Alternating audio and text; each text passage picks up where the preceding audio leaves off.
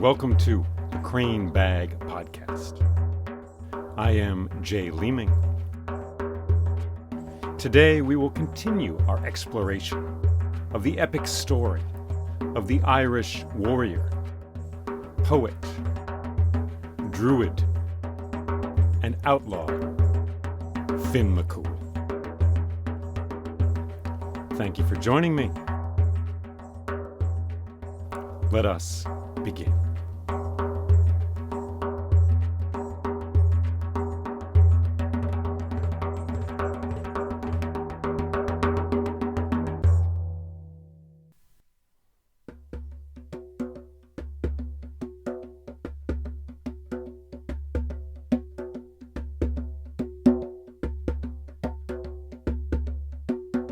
Well, the next day, Finn said goodbye to Finnegas, the poet. And with that spear on his shoulder, he set out for the palace of Tara. He walked beside the River Boyne for some time, and then he set out through the forest. But it was a long way, and at the end of that first day, he made camp in the forest, and he lit a small fire. And he sat there in the dark as the stars shone down, as the birds sang their last songs. And then he heard a bird crying out, a bird like none he'd heard before. It seemed to be coming closer. Finn answered it, mimicking its cry exactly, and the bird came closer again. He answered it again, and still the bird came closer. Finn sang one more time back to this bird, expertly echoing the cry of this particular bird, this strange bird he'd never heard before. And suddenly 2 hands grabbed hold of him, thrust him down to the ground, and there was a knife at his throat and a knee in his chest. And he looked, and he saw his aunt. "Beaumal," he said. Yes, little bird, Finn. Have you forgotten everything? To be killed by a singing bird such as I, caught unawares in this forest? I'm sorry, said Finn. Sorry does not matter, said Beaumal, for the world is your teacher now, and she is a hard master. But I hear you're going to Tara. Yes, said Finn. I must return this spear to Tara. Well, let us sit down together, for there is something you must hear and something you must have. So the two of them settled down by that fire, and Beaumal said, Finn, as you know, we share this world with the invisible ones, the Tuatha Dé Danann, who live in the hills and under the ground. It is said they claim this land for themselves, but before them, in fact, eons ago, there was another people who claimed Ireland as well, a people known as the Fomorians, a magical, mysterious, misshapen people who were driven away from Ireland in a great battle to live on the western islands far from here. Well, their leader was a man named Balor, who had an eye of fire and destruction. It took 10 men pulling on ropes to haul open the lid of his eye, for he was a great giant. And when this eye was open, it would incinerate everything it saw, burning it to ash. Well, Balor was killed in a great battle by Lugh, our ancestor. And afterwards his head was placed in an immense tree. And for days his blood went draining out of his head into the wood of that tree. After some time, the god of the sea, Manannan, he made a great shield from the wood of that tree. This shield has been passed down over thousands of years, from one human to the next. The last person to own this shield was your father. And now Beaumal pulled out of the darkness an object wrapped in cloth. She stripped the cloth away, and there was a beautiful, dark wooden shield, covered in spirals and circles and designs of snakes and of birds. And she said, Finn, this is that shield. Soaked through with Balor's blood, it is impervious to fire and to magical incantations of all kinds. Your father would have wanted you to have it. Finn took the shield into his hands. It was very beautiful. Thank you, Beaumal. Thank you. Use it well, Finn, she said, for it is the protection of Ireland. So Finn asked her many more questions about the Fomorians and the ancient times, and she answered them with stories that glittered like chains of fire in the sky. And then the two of them slept. And when Finn awoke in the morning, Beaumont was gone.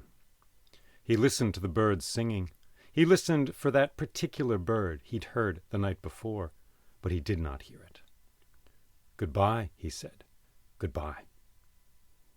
And then he took that spear and that shield, and he set out for Tara.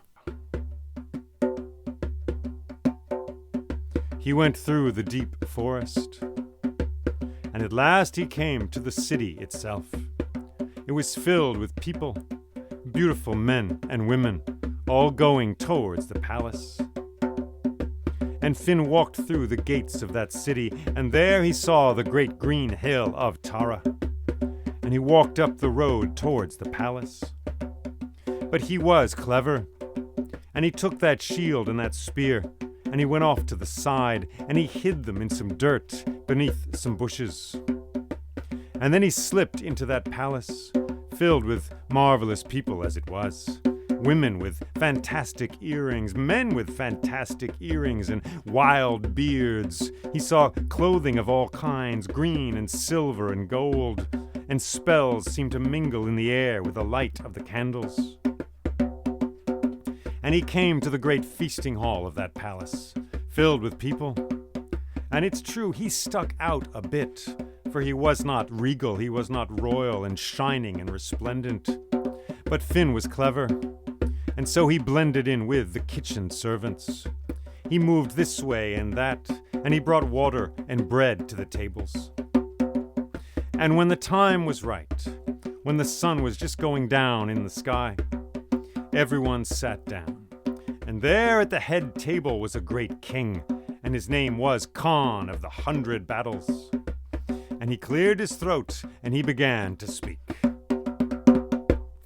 "Friends, dear ones, druids of this house, we are met on a night of great joy, but also of dark possibility. For this is Samhain night, the beginning of the year. For just as the day begins at sundown when the darkness comes, so the year begins in this time of darkness, for darkness is the mother of all things. On this night the door between the worlds stands open, and who knows what may come through that door. For indeed, for the last 3 years, a being named Alien has come to attack Tara and attempt to burn this palace to the ground. So once this feast is over, I urge you to seek safety in the town, for I cannot guarantee your well-being here. The Fianna will remain to defend Tara as best they can. Until then, drink deep of this moment, for another like it shall never come again." So he sat down, and everyone ate, and a bard sang a song, and there was laughter and joy in the air, and the wine was passed round, and the roast meat, and the good and delicious things. And Finn went here and there serving the tables, and he could not help but notice, beside Conn of 100 Battles, the High King of Ireland, there was a man who had only one eye, and he knew this man to be Gall MacMorna, the man who had killed his father. Well, after some time, people began to leave, and the palace guards went through all the hallways and the rooms, ushering people out into the streets, back down to Tara, where they would be safe. Finn, for his part, went to the kitchen. He went into the closet there, and he hid inside a sack of potatoes in the darkness. He listened carefully, voices around him, other servants leaving, going this way and that. Soon it became quieter and quieter. Soon he heard no sound. Well, Finn crept out of that potato sack. He pushed the door open. The kitchen was empty. He walked into the great feasting hall. It was empty as well. There were the tables, empty, no one sitting there. He walked through the hallways. The whole palace was empty. And then he slipped out through a back door, and he went through the underbrush. He came to the place where he had hid the shield and the spear. By this time, darkness had fallen. He picked them up, and he went to the wall of Tara. He was careful. He looked. He could see other men standing in the shadows by that wall, spaced at intervals along that wall, each of them with a spear in his hand. Finn found a place, and he stood there as well. The darkness around that palace was deep. The stars shone down. Finn waited with the spear beside him and the shield at the ready. And then he heard a sound, a beautiful, twisting song, coming through the darkness.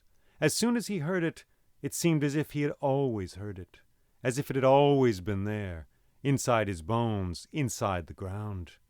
It coiled, it twisted, it moved this way and that. Sinuous, snake-like, it crept over the land, getting louder and louder, whispering of the sleep of old stones beneath the ground, whispering of winter snow weighing down the grasses, whispering of the tired earth sleeping at last, closing itself, entering the dream which lasts forever.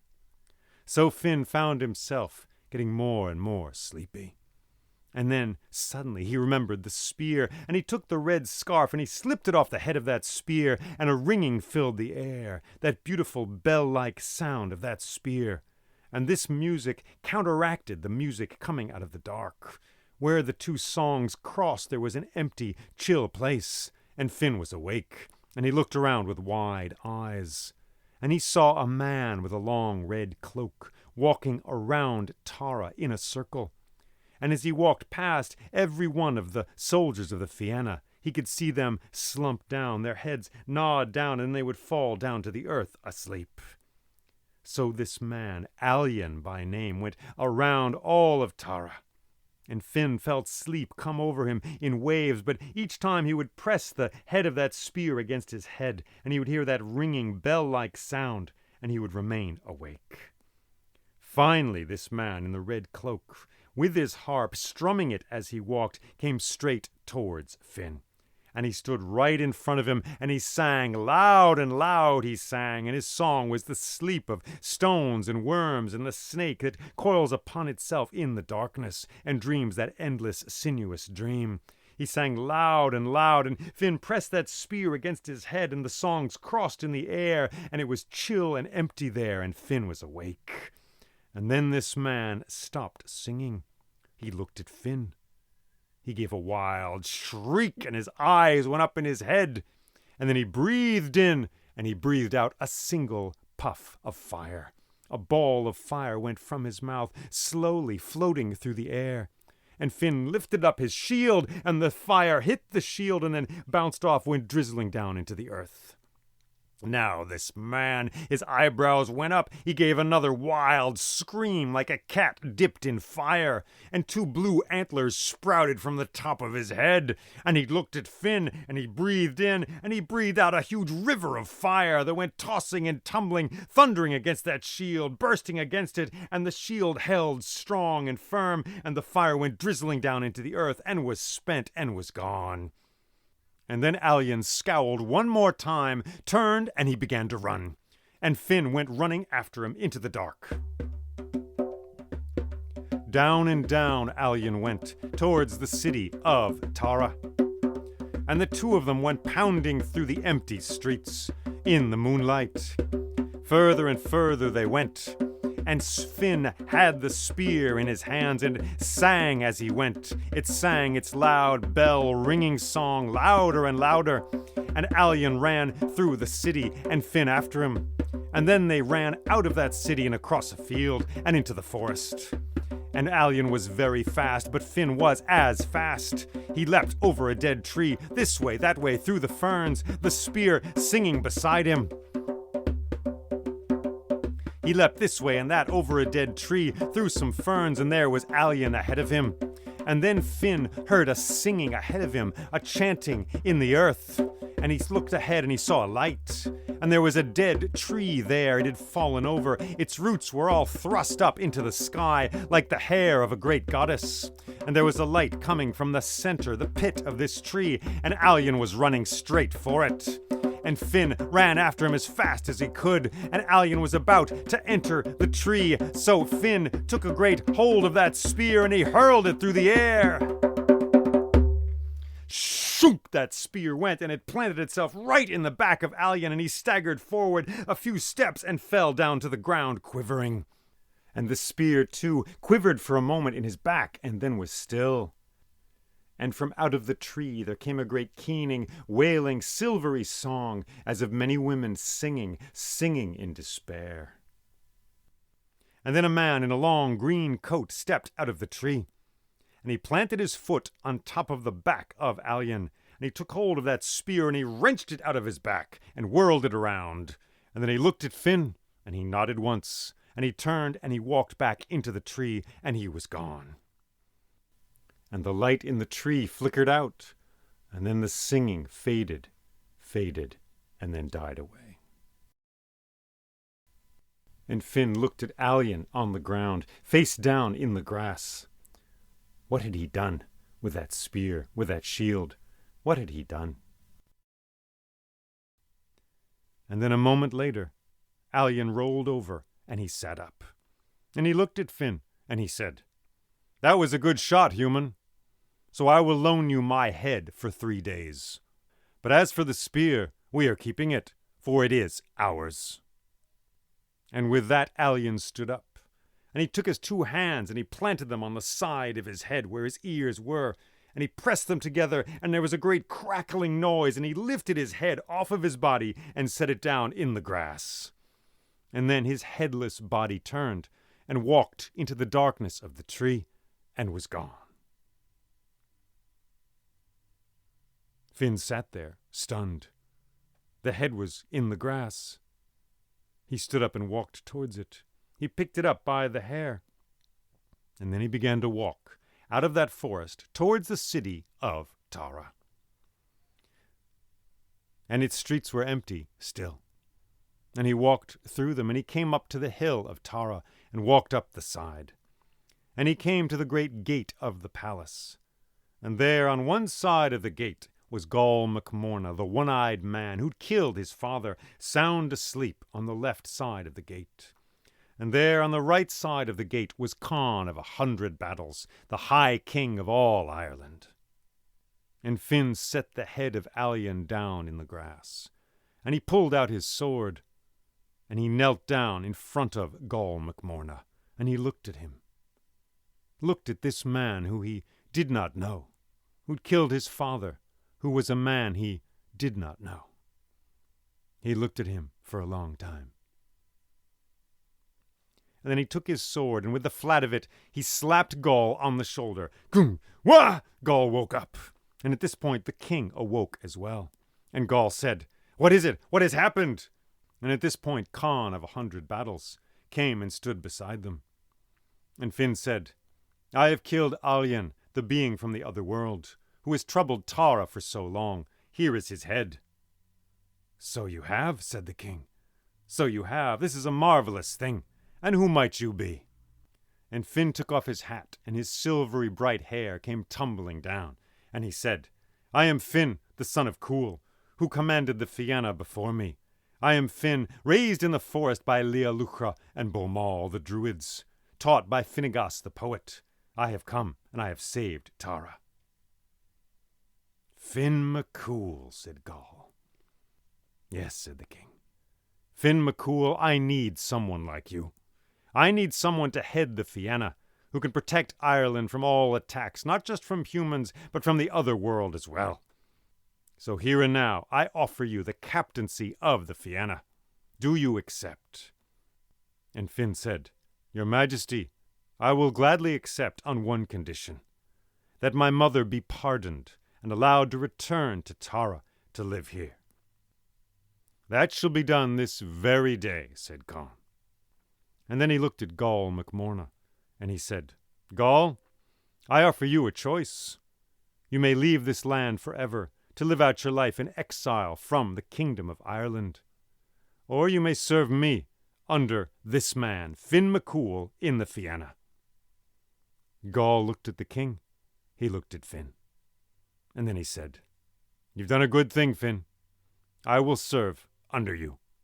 And he reached out, and the two of them shook hands. And then far off at the edge of the world, the sun rose. Well, they took the head of Alien, and Conn had it put on a great spike beside the throne in the feasting hall. And that very day he sent messengers far to the south, to let it be known that Myrna, Finn's mother, was forgiven, and that she could return to Tara. And on the next day, Finn met all of the Fianna. He met Dermot, the charming, generous soldier of the Fianna. He met Conan Mowell, the strong, burly man who, it is said, would go through a door if it were open, and he would go through a door if it were closed. He met Kilcha, the poet and the great runner of the Fianna, and many others besides. And the next day, in the morning, his mother returned to Tara, and she embraced Finn in her arms. "Ah, my boy," she said, "ah, my boy, so good to see you again, dear heart, dear one." And the two of them wept tears of joy, which fell trickling down their faces. And that day, in the palace of Tara, in the great feasting hall, there was a great feast. And the bards sang the wild, beautiful songs, and there was roast meat and bread and cheese and marvelous foods of all kinds. And there was much laughter in that hall, and much joy. And then, all of a sudden, in the middle of this feast, suddenly the door of that feasting hall was stormed open. Bam! And in the doorway they all looked, and there was a headless man in a red cloak. Everyone went completely silent. And this man walked down the hallway of the feasting hall, past the tables. As he walked, his hand swept up a wine bottle from a table. And he walked straight to the head table where Conn of 100 Battles was, and Finn and Gaul as well. And if a headless body can glare, this body glared at all of them. And then it walked to the throne, and beside the throne there was Alien's head. And he reached out with his hand, picked up that head by the hair, and planted it back on his body. And he looked out at all of them coolly, and then he took a great swig of wine from that bottle, and threw the bottle to the floor, where it shattered into 1,000 pieces. And then he nodded at all of them. He turned, and he walked through the back wall of the palace, and was gone. There was nothing but stunned silence for a time. But then someone coughed, and someone laughed, and then a bard began to sing a song.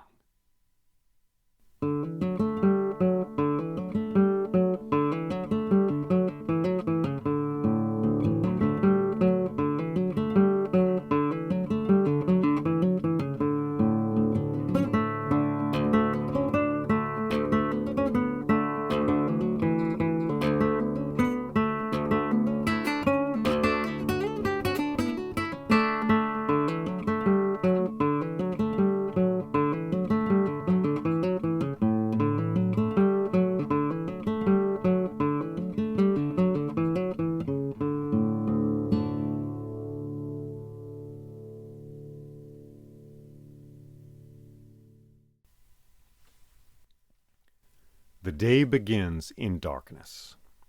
Not just the day, but the year as well begins in darkness. When the sun goes down, that's the dark time, the pregnancy, as it were, of the new day. And then it is born, and we have a day of flourishing life, and birds and bees and cars and people doing their things, and then it all fades away and dies again and is reborn. And the year is the same. At the winter solstice, the darkness comes, which is mother to the year, and the new year begins. So your actions taken on that day of gestation, that day of birth, of the conception of the new world, matter. It was said to me once by a Tai Chi instructor. He talked about the solstices, and he said, well, the solstice, it's like when a ball is bouncing on a floor, and if you want to change the direction of the ball, you don't try to hit it in the middle of its flight. You hit it at the top. When it's just bounced off the floor, it's rising to the top, and it's almost still for a moment, and then it falls back down. That's when you instinctively would bap at the ball and hit it to send it somewhere else. So the solstice is literally when the sun stands still. There's this collective drawing of breath. It's like being on a swing set, right? When you're going back and forth as a child, and you go to the height of your sort of swoop on the swing, and then you fall back down. And you go as far as you can in the other direction, and then you go the other way back.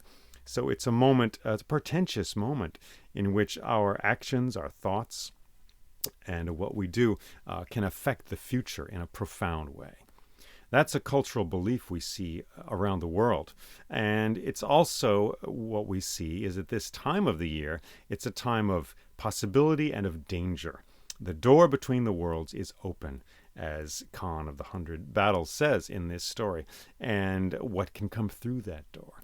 Well, spirits can, ghosts, malevolent spirits who mean us harm, perhaps generous ones as well, and also the ancestors. It's a time of reckoning and communicating with them. And it's natural for us. It's just amazing to have a body and live on this earth and to flourish through the summer and then to feel the seasons change. And in the northern hemisphere, to feel the leaves change and the darkness come. And your body feels it as well. It becomes a time of memory, of return, all the R-E words, return, restore, recover. And these things come back to us. It's a memorious time, we might say.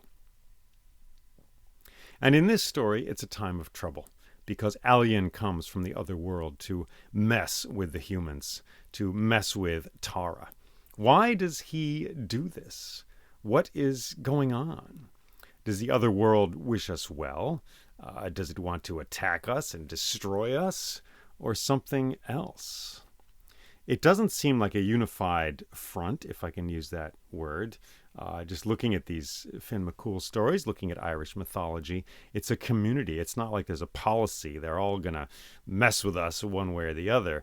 It's a vast ecosystem of spiritual, magical beings who have different ideas and they do different things.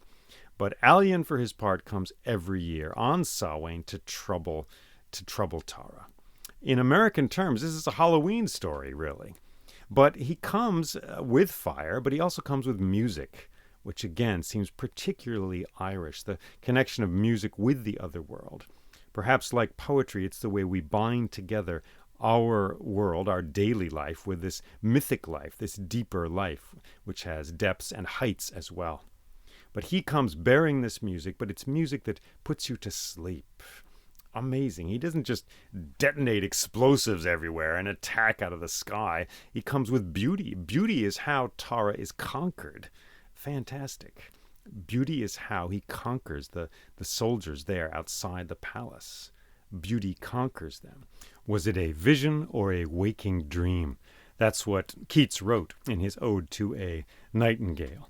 This nightingale pouring forth its song into the dark air. Now more than ever seems it rich to die, when thou art pouring forth thy soul abroad in such an ecstasy. That's what he sings.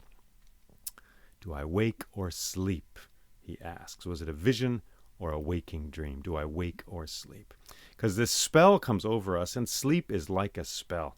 We have some control. We can lie down. We can choose to sleep, but it also comes over us. And if we resist too long, we will have no control, and it will just seize hold of us.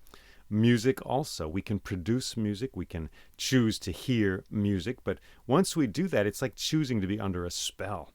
Amazing. I'm not sleepy and I have nowhere I'm going to. Bob Dylan in Tambourine Man, that amazing song which is about the desire to be put under a spell and is itself a spell.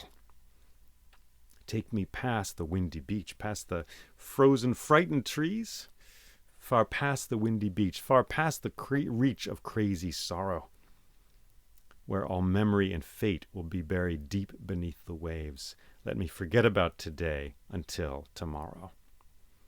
Marvelous words. So Tara is under attack, and it's under attack by Alien, who comes bringing just that sort of spell. It's a spell in some way you want to go under. You want to go under that spell because it's so beautiful. And who knows how you will be transformed by that spell. But Finn is the one who remains awake. He remains awake by virtue of this spear, which is itself an other-world implement, which is interesting. But they work at cross purposes, perhaps. But he is the one who remains awake, like the Buddha, who is the awakened one. Although that's going a little far for Finn at this point in his life and in his career, in his story of his life. But nevertheless, he is the one who remains awake, who remains conscious. Is music and sleep, well, sleep is unconsciousness, but is music also a form of unconsciousness, a different state of being, a different way of seeing? Finn remains awake, and because of this, he is able to defend Tara. What Tara needs is someone who can remain awake despite the onslaught of this beautiful music, this rippling melody that Alien sings and casts over the people of Tara. And Finn is that person. He remains awake. But perhaps we should also consider that Finn is someone trained in poetry and in music, we would presume, for they were one art throughout the world for most of history. So perhaps he's someone who knows the art by which the others are enchanted. He knows that art. He knows the skills by which Alien is enchanting everybody, and Finn can then counteract these skills and this spell.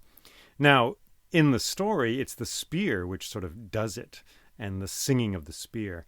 But nevertheless, there might be a key there to some of the meanings of this moment, why he is able to succeed where others fail. Is it that he's just a great warrior? Well, he's been given the shield, and that's key. But perhaps also it has something to do with his skill as a musician and a poet. And then Alien sort of makes this deal, well, not a deal, a gift. You can borrow my head for 3 days, which is just a marvelous thing. The other world and this world, we work by deals. We work in our regular lives by deals, arrangements, money for things. I'll give you this, I'll give you that. We bargain, we make deals. And so it is between the humans and the Shi, the Tuatha Danann, the invisible ones, people from the hills. And I would also mention the story told by Bomal about the shield. That's a glimpse of the mythological cycle of Irish mythology and storytelling, not usually connected with the Finn MacCool story, but I thought it was a cool way to join the two. And that story of Balor and his eye of fire and flame is just fantastic. Perhaps I'll get a chance to record that in greater detail. Balor, as a child, he's a Fomorian, so interesting, complicated race of people. As a child, he looked in through a hole in a wall, and there were druids in there casting a spell of death, and the spell went into his eye, and from that point forward, his eye would bring death to whatever it saw. So he became a great giant. Fomorians are known to be large, and he became a king. And there was this huge battle. And I love the details of this eye. It's so big. It takes 10 men. They've got ropes, and little rings in the eyelid, and they have to haul it open, 10 fellas. And then this fire comes out and destroys all kinds of soldiers. In the event, in the moment, Lou casts a stone which goes right into the eye and propels it through his head to the other side. It is still open, and it flashes and burns like all of the enemy troops this time. And the battle is won. And the Fomorians are driven away from Ireland, and the Tuatha Danann, the invisible ones, take over, so to speak. They live in Ireland as their kingdom. That's the lineage. Those are the waves of invaders, of inhabitants of Ireland. So the Fomorians are driven far to the west, though we will hear from them again.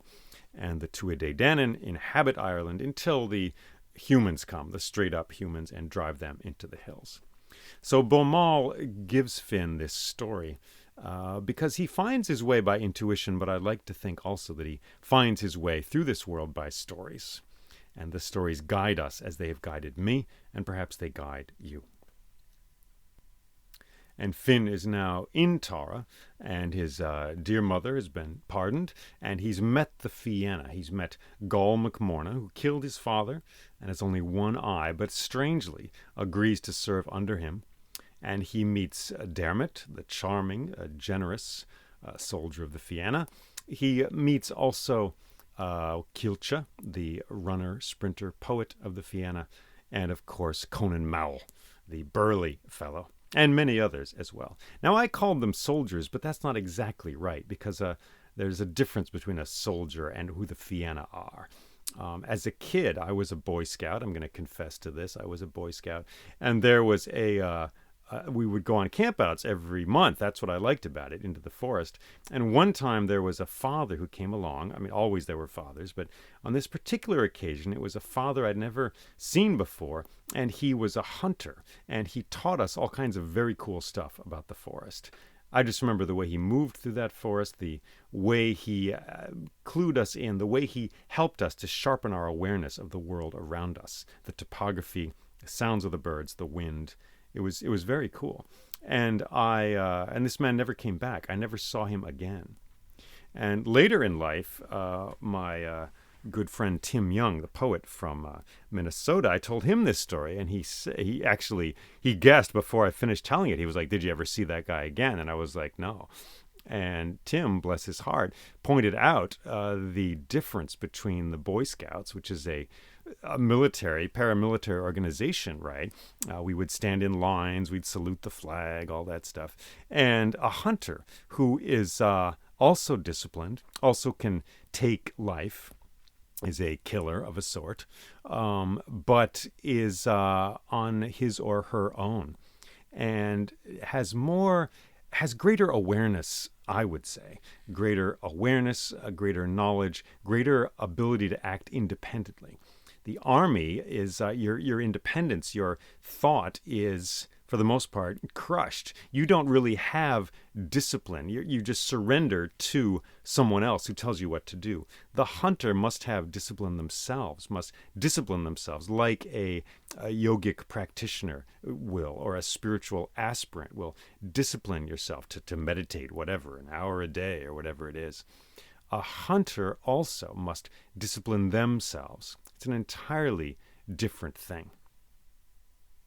And so to call the Fianna soldiers is not exactly right. They are outlaws in the sense that they work for the king, they serve the king, but in a different way from an army does. And they live in the wild, in the forests, hunting and gathering, and protecting Ireland as best they can with their powers, because they want the kingdom to be safe, they want it to flourish. But they are on the outside. I mean, this is a little crazy, but a bit like superheroes, right? I mean, Batman, Superman, they don't have jobs. They don't like work in a bakery. They're not mechanics. They are strange, different beings, not like us, who exist on the margins, but nevertheless defend the normal, quote unquote, world. So, sorry to drag in the pop culture there, but the Fianna are much like that. They live at the edges of society, and because of this, they have dealings with the other world and with all manner of strange beings, and they are uniquely positioned to see threats that come and to defend Ireland against them. And they have the skills. They're not just fighters, but they are poets, and they have some amount of druidic knowledge. Finn, for sure, not all of the Fianna necessarily, but Finn has his intuition as well to defend Ireland in this way. So they exist on the edge, as these stories do, which is a fertile place to be. Like in an ecosystem, it's the place where the two things meet, the field and the forest, the land and the sea, the grasslands and the deep forest, where they meet. There's greater diversity because there's a large number of animals there drawn to the resources of both. And there is movement across that border. And it is a movement that includes death and killing. Animals kill each other. And includes also thriving and flourishing, because you can find foods there that you couldn't find otherwise. That's the fertility of these borders. Have you been at borders? Well, we've crossed them. Borders are scary. Between countries they can be, for sure. The customs folks. I remember, I'm old enough to remember, I went to Europe. I lived in Austria back in the Paleolithic, so 1989. And I remember the borders were coming down with Eastern Europe. I went to Berlin. The border had just come up. It was in the process. I went there, and you could see still the barbed wire and like the machine gun nests and stuff like that. But you could also get your photo taken with the border guard, who would smile. Whereas before that, it's completely serious. Like, you cross this line, you get shot. And then I went, well, other people went later. And no, I did go later, actually, a couple months later. And by then it had broken down completely and there were no guards, really. So those borders are scary things. If you've ever gone through customs, you know perhaps what that is like. With me, it's a place without humor, which is tough for me. I like to use humor to bring the humanity to a situation. Everything's okay because we can laugh together. But at a border, it's hard to make people laugh. Those border guards are serious, and it can be a scary thing. You hand them your passport, which is like your life, and they look at it, and you were judged. You were judged, like you were worthy to pass through or not. Like Cerberus, the three-headed dog guarding the underworld. It's a fierce place, a border can be. But it's also a place of great fertility and life. There's movement across the border. Music goes across. Food, clothing, styles, human culture goes across. And so I bring this story across the border to you. The border between me recording this and you listening to it. The border between this story on the page and as it lives in my voice for a little while. And may it live in you as well. And may you tell this story. I encourage you to do that. And a little note, there are many versions of these stories, so you won't find the version I've told here verbatim anywhere. I've done things to it. I've changed it, as storytellers do. That is part of the creative work of a storyteller. But you will find bits and pieces here and there in the many versions of these stories out there in the world. I encourage you to go find them. If you're seeking more stories, you can find them on my website, jayleeming.com, JAYLEEMING.com. If you wish to cross the border from a listener to a supporter of this podcast, please do. You can do that on patreon.com/storyjl.